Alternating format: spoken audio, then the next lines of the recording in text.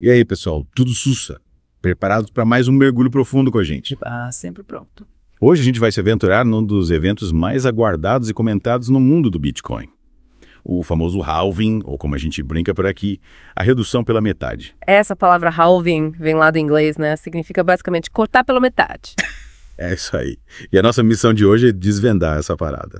Entender direitinho o que acontece nesse halving, qual o impacto que ele causa e por que ele é tão importante para quem acompanha o Bitcoin. Exatamente. A última vez que esse evento rolou foi em maio de 2020, lembra? Ah, lembro sim. Foi um momento bem marcante. Pois é, a recompensa que os mineradores recebiam, aqueles que usam poder computacional para criar novos bitcoins e validar as transações. Isso, os caras que botam os computadores para trabalhar pesado. Pois é. Essa galera via a recompensa deles diminuir pela metade. Antes eles ganhavam 12,5 bitcoins a cada 10 minutos. Depois do halving passou para 6,25. A recompensa foi cortada, literalmente, pela metade. E essa redução não é aleatória, viu? Tá tudo programado no código do Bitcoin, acontece a cada 4 anos, mais ou menos. Ou, para ser mais exato, a cada 210 mil blocos minerados. E já rolou outras vezes, né? Sim, antes de 2020 já tivemos 2 halvings, em 2012 e 2016. E a gente tá aqui na expectativa do próximo, que a galera calcula que vai acontecer lá para abril de 2024. Pois é, se tudo correr como esperado, mais uma vez a recompensa vai ser reduzida pela metade. E ó, imagina só, vai cair para 3,925 bitcoins por bloco. Começou com 50 lá no início e agora vai ser só 3 e pouco. Essa diminuição gradual é uma das características mais marcantes do Bitcoin. E é que a coisa fica interessante, né? Imagina a disputa entre os mineradores para conseguir validar os blocos e garantir essa recompensa cada vez menor. A competição fica mais acirrada a cada halving. Menos bitcoins entrando em circulação, mas a demanda se mantém ou até aumenta. O que a gente aprende lá na primeira aula de economia? Oferta e demanda, meu amigo. Pois é, se tem menos Bitcoin disponível para comprar e a galera continua querendo, a tendência é o preço subir. Faz todo sentido. E tem um cara que explicou isso muito bem, o Michael Dubrovsky. Ele falou que com menos bitcoins para vender, a disponibilidade geral diminui, o que impacta diretamente o preço. Ele tem razão, a lógica é bem simples, mas o impacto é enorme. E essa história do halving não mexe só com o preço no curto prazo, não. Ela tem implicações sérias para a segurança e descentralização do Bitcoin no longo prazo. Verdade. A recompensa por bloco é um incentivo crucial para manter a rede funcionando. É o que garante que os mineradores continuem investindo em equipamentos e energia para manter a blockchain segura. Mas e quando essa recompensa chegar a zero, a previsão é que isso aconteça lá por volta de 140, né? Essa é uma questão que gera bastante debate. Como garantir a segurança da rede quando a recompensa por mineração acabar? Baita dúvida. Os bitcoins novos entram em circulação justamente como recompensa por esses mineradores, certo? Isso, eles usam poder computacional para processar as transações, validar os blocos e, em troca, recebem os bitcoins novinhos em folha. Mas vamos recapitular aqui para a galera entender direitinho como essa recompensa foi mudando ao longo do tempo. No comecinho do Bitcoin, lá em 2009, qual era a recompensa? Lá no início, a recompensa era bem generosa, 50 bitcoins por bloco. Caramba, 50 bitcoins. Hoje em dia seria uma fortuna. Pois é, os tempos eram outros. Aí, em 2012, rolou o primeiro halving, a recompensa caiu para 25. Metade, né? Exatamente. Em 2016, mais um halving caiu para 12,25. E em 2020, chegamos nos 6,25. E a expectativa é que em 2024 caia para 3.125. Essa brincadeira vai até quando? Até acabar todos os bitcoins. Até chegar no limite máximo de bitcoins que podem ser criados, que é 21 milhões. A estimativa é que isso aconteça lá por 2040. E quem foi o gênio que bolou esse sistema todo? O tal do Satoshi Nakamoto, né? Ele mesmo, o criador misterioso do Bitcoin. A gente sabe muito pouco sobre ele, né? Ele sumiu do mapa pouco tempo depois de lançar o Bitcoin e nunca mais deu as caras. Deixou um legado enorme e um mistério ainda maior. Ninguém sabe ao certo se era uma pessoa só, um grupo. É um enigma total. Mas a gente tem algumas pistas sobre as ideias dele a partir de e-mails que ele trocou com outros desenvolvedores na época. Sim, esses e-mails são como peças de um quebra-cabeça que ajudam a entender o que ele pensava. E qual era a ideia principal por trás da criação do Bitcoin? O que ele queria alcançar? Uma das motivações dele era criar um sistema monetário descentralizado, livre do controle de governos e bancos centrais. Ele queria dar poder às pessoas, né? Exatamente. Ele acreditava que as pessoas deveriam ter controle sobre o próprio dinheiro sem depender de intermediários. Faz sentido, né? A gente vê como os governos podem manipular as moedas tradicionais, imprimindo mais dinheiro quando querem, desvalorizando a grana que a gente tem no bolso. O Bitcoin foi criado justamente para ser diferente. A política monetária dele é transparente, previsível e imutável. Tudo escrito no código, né? Isso, não tem como mudar as regras do jogo no meio do caminho. E essa diferença gritante, né? A gente vê, por exemplo, como quantidade de dólares em circulação triplicou desde o ano 2000.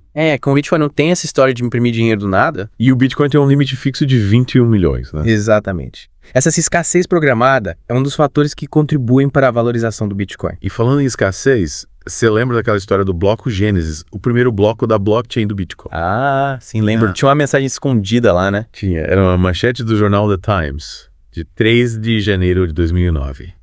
Chancellor beira do segundo resgate aos bancos. Caramba, que data marcante, o dia em que o Bitcoin nasceu. Pois é.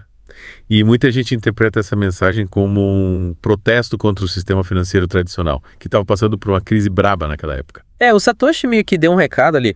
Olha, o Bitcoin está aqui para ser diferente, para oferecer uma alternativa. É uma alternativa descentralizada, transparente e com regras claras. E principalmente com uma política monetária que não pode ser manipulada por governos ou bancos. Mas, e aí, voltando para o halving, a pergunta que não quer calar.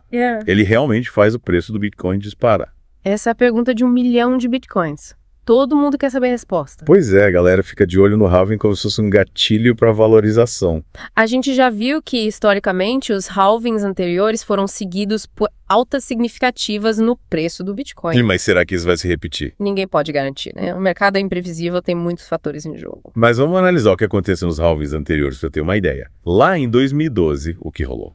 Em 2012 foi a primeira vez que o mercado presenciou um halving. E o que a gente viu foi que o preço do Bitcoin começou a subir logo depois do evento. Ou seja, a redução na emissão de novos Bitcoins teve um impacto positivo no preço. Exatamente. Foi a primeira prova de que a teoria da escassez funcionava na prática. E em 2016, como foi? Em 2016, o preço do Bitcoin até caiu um pouquinho logo após o halving, mas depois se recuperou e subiu bastante ao longo do ano seguinte. E essa alta, segundo alguns analistas, foi justamente um efeito retardado do halving. A redução na oferta de novos Bitcoins começou a fazer efeito com o tempo, impulsionando o preço. E o último halving, em 2020, também foi seguido por uma alta histórica, né? Sim, o Bitcoin valorizou absurdamente em 2021, batendo recordes de preço. E muitos especialistas apontam o halving como um dos principais motivos para essa alta. Ou seja, olhando para o passado, dá para ver que os halvings tiveram um impacto positivo no preço do Bitcoin. Sim, mas é importante lembrar que rentabilidade passada não é garantia de retorno futuro. O mercado é cheio de surpresas, ninguém tem bola de cristal. Mas muitos analistas acreditam que o próximo halving em 2024 pode sim desencadear um novo ciclo de alta. A lógica da escassez continua valendo. Se a demanda pelo Bitcoin se mantiver forte e a oferta diminuir, a tendência é o preço subir. Mas é bom a gente ter cautela, nada é garantido no mercado financeiro. Então, para a gente resumir essa parte, o halving do Bitcoin é um evento que controla a inflação, garante a escassez e, historicamente, tem impulsionado o preço. Perfeito. E agora, que tal a gente responder algumas das perguntas mais frequentes sobre o halving? Boa ideia. Acho que muita gente tem dúvidas sobre esse processo todo. Então, vamos lá. Primeira pergunta. O que é o halving do Bitcoin? É um evento programado no código do Bitcoin que reduz pela metade a recompensa que os mineradores recebem por bloco minerado. Próxima pergunta. Quando vai acontecer o próximo halving? A previsão é para abril de 2024. E por que o halving acontece? Ele acontece para controlar a inflação do Bitcoin e garantir que o número máximo de Bitcoins em circulação nunca ultrapasse 21 milhões. E o halving faz o preço do Bitcoin subir? Historicamente, sim, mas não há garantias de que isso vai se repetir no futuro. Boa. E o que acontece com os mineradores depois do halving? A vida deles fica mais difícil porque a recompensa diminui. Alguns podem até abandonar a mineração se não for mais lucrativo. E o halving vai acontecer para sempre? Não, ele vai continuar até que todos os 21 milhões de bitcoins sejam minerados. Interessante. E o halving do Bitcoin afeta outras criptomoedas? Não diretamente, mas como o Bitcoin é a criptomoeda mais importante do mercado, o que acontece com ele impacta todo o ecossistema. E para finalizar, vale a pena investir em Bitcoin antes do halving? Essa é uma decisão muito pessoal, que envolve análise de riscos e conhecimento de mercado. Não tem receita de bolo. Boa. Acho que cobrimos bem o assunto, hein? Com certeza.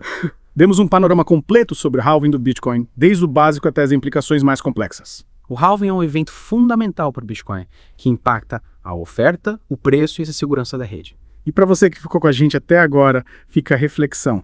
Qual o significado dessa escassez digital programada no Bitcoin para o futuro do dinheiro?